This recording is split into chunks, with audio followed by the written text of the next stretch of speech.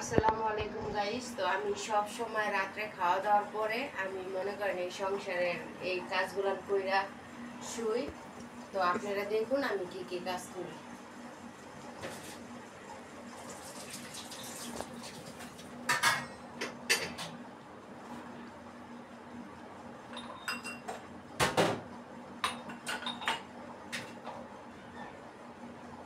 খাওয়া দাওয়ার পরে সব সময় এগুলো আমি কাম কাজ করে শুই। সব সময় রাতের খাবার খেয়ে থালবাড়ি ধুয়ে রাখবেন, ঘরে লক্ষ্মী আসবে। হয়তো অনেক আপুরা জানেন না যে রাত্রেবেলা থালবাড়ি যদি ধুইয়া না থন তাহলে কি হয়। যদি আপনি সংসার আয় উন্নত করতে চান বা লক্ষ্মী আসতে চায়, সেটা আপনাদের ক্ষেত্রে লক্ষ্মীরা চলে যায়, কিন্তু আপনারা লক্ষ্মী আনা থালবাড়ি রাত্রে সবসময় ধুয়ে রাখবেন। আমি সবসময় করি। তো ইনশাল্লাহ আপনাদের দোয়ায় আমার ঘরে কখনো অভাব হয় না। গরিব হতে পারি কিন্তু অভাব নেই।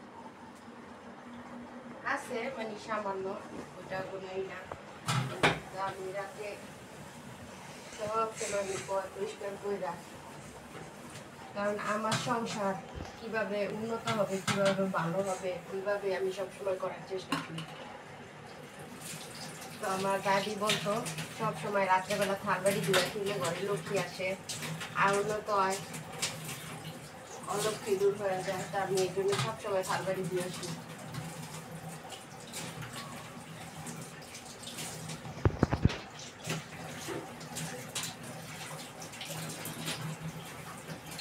আমি এই কাজটি রাত্রেবেলায় করে রাখি। যদি দুই একটা রাত্রে হয়, সেটা এই যে তরকারিও খাওয়ার পরে আমি তরকারিটা গরম করে রাখি সবসময়। যে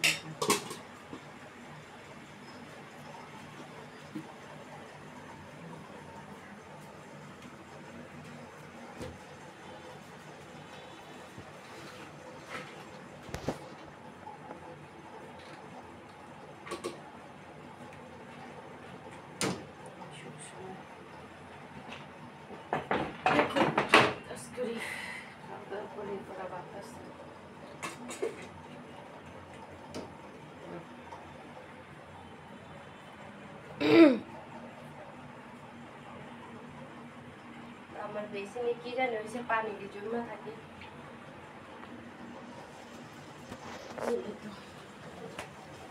আমার ছোট্ট সংসারে আমি সবসময় এভাবে গুছিয়ে রাখি।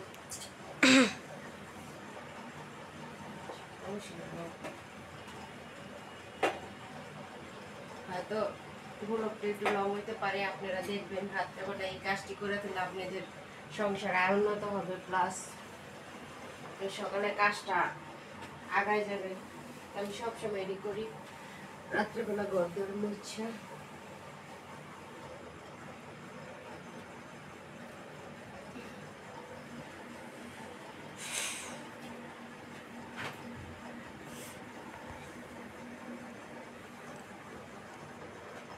পরিষ্কার পরিচ্ছন্নতা করে এভাবে রাখবেন, মনে করেন ফেরেশতা আসবে, আপনার ঘরে লক্ষ্মী আসবে।